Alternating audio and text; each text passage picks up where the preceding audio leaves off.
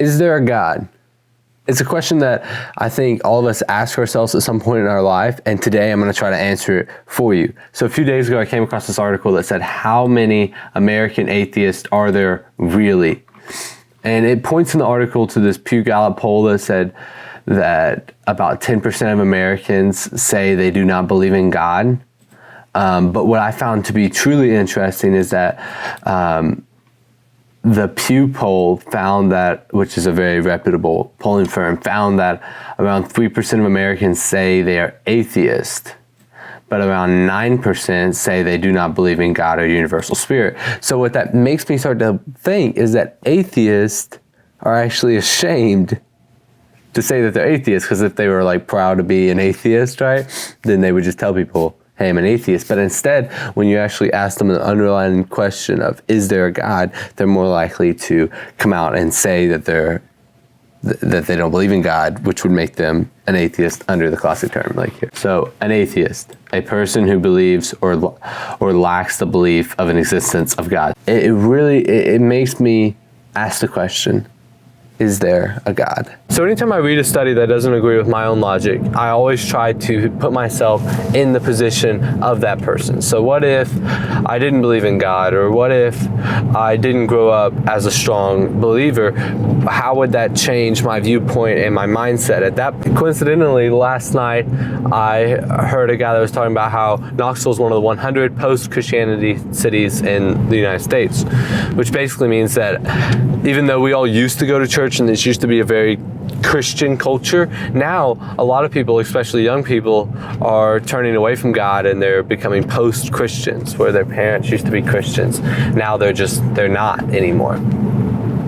And to me, that's interesting, and it's also challenging, because if people really are turning away from God, how can we then as believers help them with that? So like I got this new camera feature, like tracks my eyeball, so I can so you stay in focus. I don't know. Tell me what you think. So it takes us to this point where we then ask the question again, is there a God? And how I answer this question is simple. I kind of take a twofold approach. Step one, I go to my trump card, and I've listened to all these Ken Ham versus Bill Nye debates where they go into all this deep scientific stuff about carbon dating and the Big Bang Theory, and by the end of it, it's like 2.5 hours long, and your brain's just turning. You're like, I have no idea what to believe. I'm so confused. And he could be right, and he could be right, and I, for simplistic reasons, how I think about it, and I'm a very analytical person, is I go to the point of creation.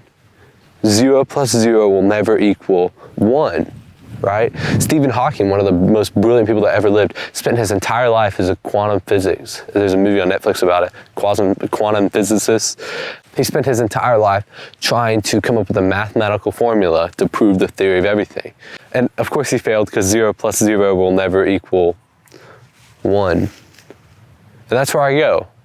I say, do you believe in the mathematic and scientific impossibility that all of this, that nothing created everything? And that will move a fair amount of people from atheists, where they say there is no God, to agnostic, where they go, well, there probably is a God, but I don't know who he is, I don't know what he wants. And more importantly, I've even heard people say that he's definitely not the a-hole God of the Bible.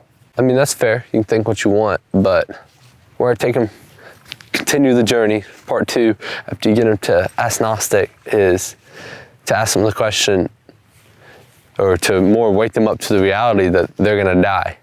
The greatest example I heard of this was these two people that were kind of talking back and forth, and one of the men was a Christian, a very strong believer, and the other guy was a scientist, and they're talking back and forth. This was my mentor and a guy he was talking with, and he would bring up all these birds on the Galapagos Islands, and oh, but what about this, and what about this? And he would just look at him and go, man, I don't know anything about birds, but I do know that you're going to die.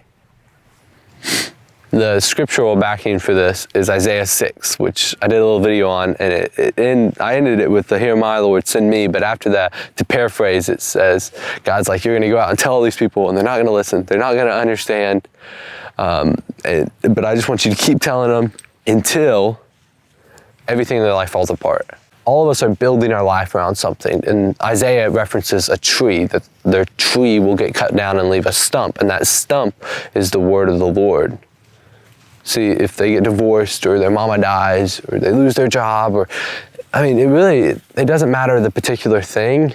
What it's more saying is when your tree falls, you're going to be left with this thought of, man, I am going to die one day. And there is a God out there somewhere. So it's more figuring out who he is and what he wants. And I'll tell you that he's the God of the Bible. And you can say what you will about him, but here's where I want you to be humbled just for a moment, is that if God is real and he really did create all of this, and if my brain really is only 3.5 pounds, who am I to criticize how God is choosing to run his world? That's all I got for you this week. See you again soon.